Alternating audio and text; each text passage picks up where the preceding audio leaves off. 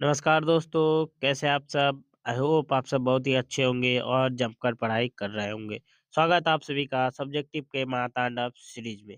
आज के इस वीडियो में है इतिहास यानी हिस्ट्री का मोस्ट वीवीआई सब्जेक्टिव क्वेश्चन लेकर आए जो कि जेक बोर्ड 2026 के लिए बहुत ही इम्पोर्टेंट जो कि 14 फरवरी को होने वाला है। इनके लिए बहुत ही इम्पोर्टेंट है। ये सेट हमारा 3 है, इससे पहले 2 सेट अपलोड कर दिए। यदि आप सब नहीं देखे तो जाकर देख लीजिएगा। बहुत ही इम्पोर्टेंट क्वेश्चन है इस सीरीज में। तो चलिए बिना देरी के और क्वेश्चन की ओर आगे बढ़ते हैं और एक-एक करके सभी क्वेश्चन का हल कर लेते हैं। बहुत ही आसान और ईज़ी लैंग्वेज में। पहला प्रश्न है मोस्ट इम्पोर्टेंट है, 2 मार्क्स में पूछा जाता है कि हिंदू धर्म के 2 महाकाव्यों के नाम बताइए। हिंदू धर्म के 2 प्रमुख महाकाव्य जैसे रामायण, पहला रामायण है, दूसरा है महाभारत। रामायण की रचना किसने की है? तो महर्षि वाल्मीकि ने रचना किया है। वही बात की जाए महाभारत की तो उसका वेद व्यास ने रचना किया है। आपको सिर्फ नाम लिखना है, पहला है रामायण और दूसरा है महाभारत। दूसरा प्रश्न है मोस्ट इम्पोर्टेंट इस निर्गुण और सगुण भक्ति में अंतर बताइए। मोस्ट इम्पोर्टेंट बीबीआई प्रश्न है। यह प्रश्न जो है 2 मार्क्स में भी पूछ लिया जाता है।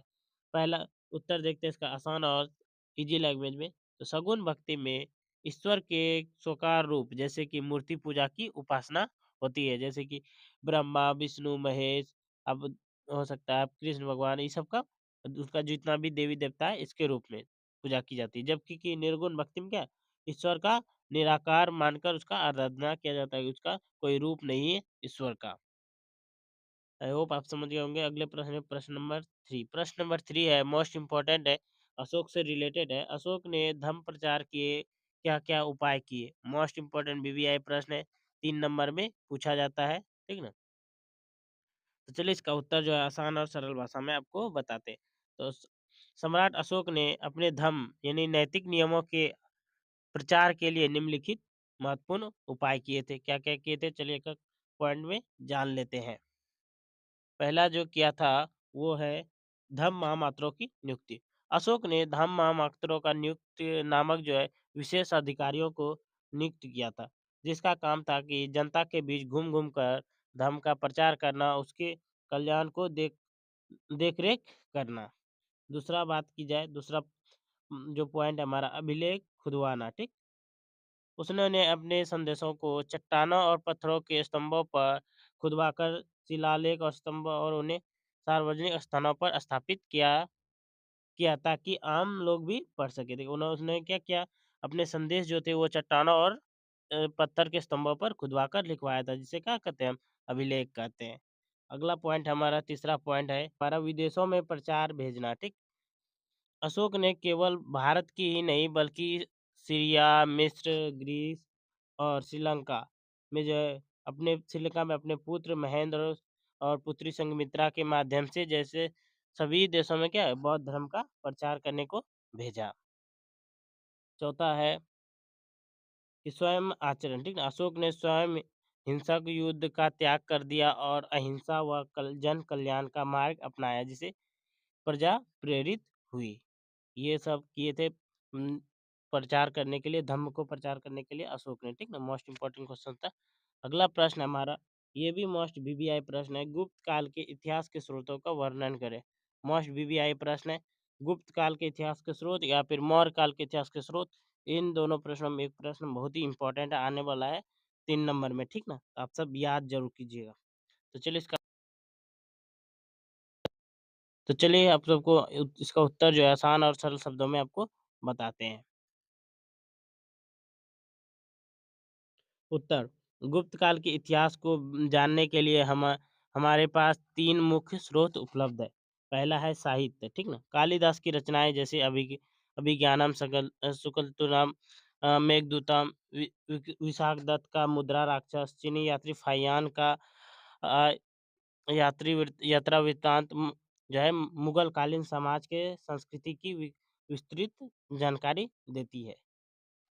अगला हमारा अभिलेख स्रोत समुद्रगुप्त के दरबारी कवि हरिसेन द्वारा रचित प्रयाग प्रशस्ति जो कि इलाहाबाद स्तंभ लेख है। समुद्रगुप्त की विजयों का क्या सबसे प्रमाणिक दस्तावेज है। इसके अलावा एरन अभिलेख और मेहरौली का लोहा स्तंभ अभिलेख क्या है महत्वपूर्ण है।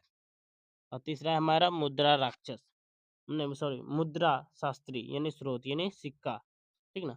गुप्त शासकों ने बड़ी मात्रा में सोने के सिक्के जारी किए। इन सिक्कों पर राजा के चित्र वीणा बजाते हुए समुद्रगुप्त, ठीक, और तिथियां अंकित है जो उनकी आर्थिक समृद्धि और कला प्रेमिका को दर्शाती है। ये तीनों से क्या था, गुप्त साम्राज्य के बारे में हमें पता चलता है।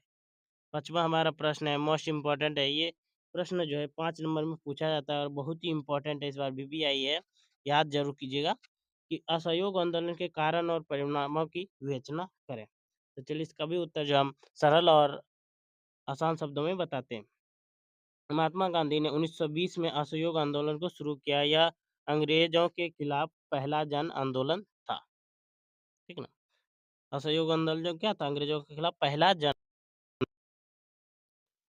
आगे हेलो हेलो हेलो, आंदोलन के प्रमुख कारण, ठीक ना, क्या कारण था असहयोग आंदोलन का, तो जान लेते हैं।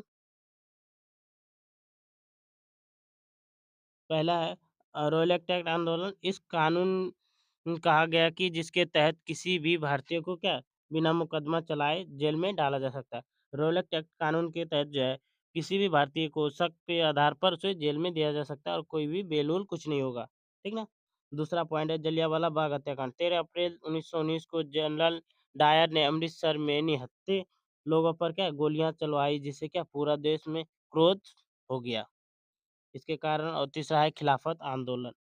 प्रथम विश्व युद्ध के बाद तुर्की के खिलाफ के अपमान के विरोध में मुसलमानों ने आंदोलन किया, जिसका गांधी जी ने भी समर्थन किया। इन 3 कारणों से क्या हुआ, असहयोग आंदोलन चालू हुआ। अब देख लेते हैं असहयोग आंदोलन के कार्यक्रम के परिणाम, क्या क्या हुआ असहयोग आंदोलन का परिणाम। आंदोलन के कार्यक्रम और परिणाम, पहला पॉइंट है हमारा, गांधी जी ने लोगों से सरकारी नौकरियां, स्कूल, न्यायालय और विदेशी कपड़ों का बहिष्कार करने को कहा। हर घर में चरखा और खादी का प्रचार हुआ। हालांकि 1922 में चोरा चोरी में हिंसा घटना, पुलिस स्टेशन जलाना होने के कारण क्या हुआ, गांधी जी ने आंदोलन वापस ले लिया चोरा चोरी कांड के बाद, ठीक ना।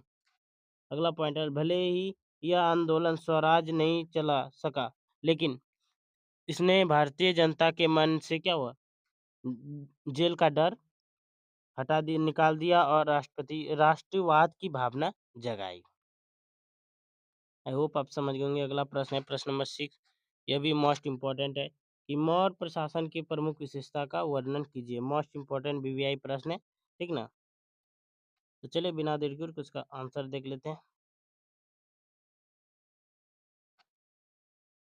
उत्तर ये और सरल लैंग्वेज में आपको उत्तर बता रहे हैं कि मौर्य साम्राज्य भारत का पहला विशाल साम्राज्य था। इसकी प्रशासनिक जानकारी कौटिल्य के अर्थशास्त्र और मेगास्थनीज की इंडिका पुस्तक से हमें मिलती है, ठीक ना। पहला इसकी विशेषता देख लेते हैं, प्रमुख विशेषता, केंद्रीकृत शासन।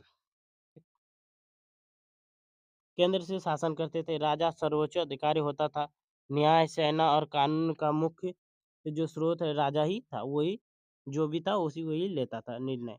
फिर मंत्रिपरिषद, राजा की सहायता के लिए एक मंत्रिपरिषद होती थी, जिसमें क्या प्रधानमंत्री, पुरोहित और सेनापति प्रमुख होते थे।